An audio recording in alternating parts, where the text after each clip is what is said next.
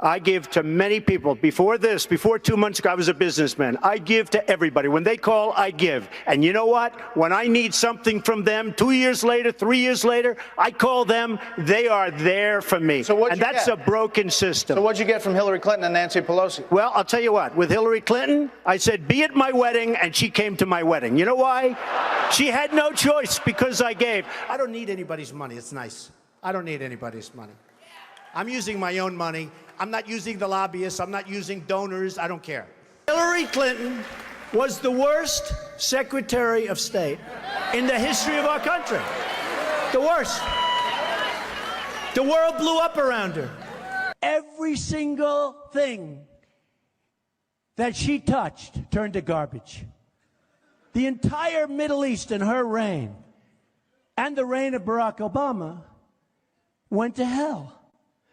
And you have Assad, and then you have the rebels. How many times have we been backing rebels to find out that they're always worse than the guy that's in there? Right? All the time. They all say, fight Assad. Fight Assad. Assad's a bad guy. They're all bad guys. Not too many good guys over there, right?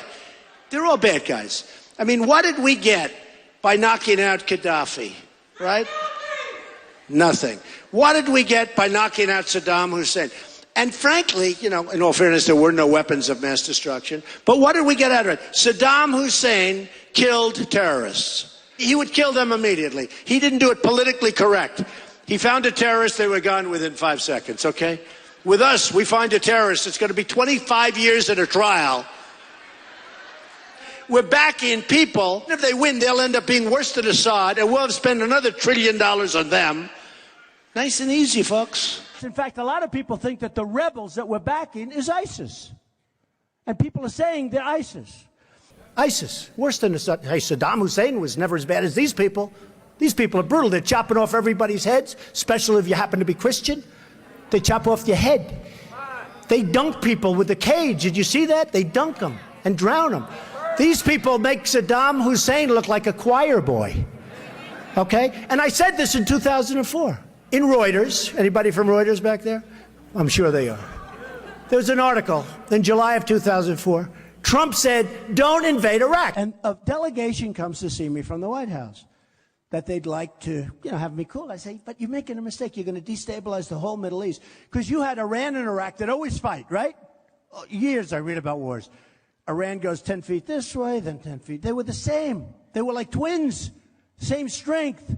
If you do that, you're going to destabilize because you're going to knock the hell out of one and the other one's going to come in and take it over. It's pretty simple. I mean, you don't have to be a total genius to figure this out, even though I am a genius, okay? So you're going to, right? We made a tremendous mistake. We went into Iraq. Shouldn't have happened. Everything you see right now is an offshoot of that decision. That was a very bad decision. Then Obama got out the wrong way. I mean, here's a guy. He announces the date that we're leaving.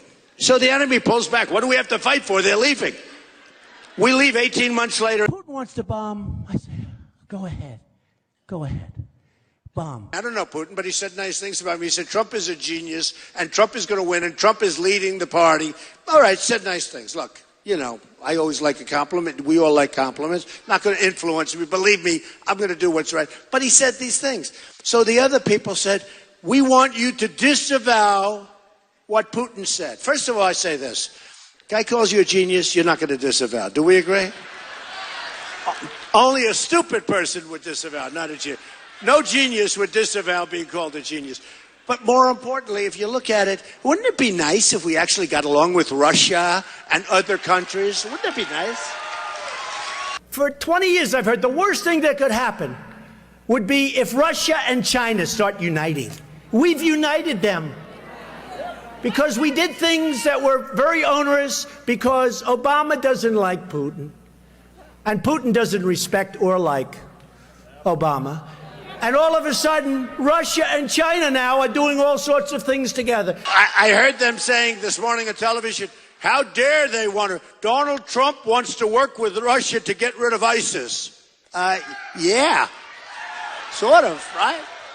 The cost of missiles at $1 million a pop. It would be nice to work with somebody else, let them drop some of their missiles. But they were talking about working with Russia like we have to do it ourselves. Why do we have to do everything ourselves?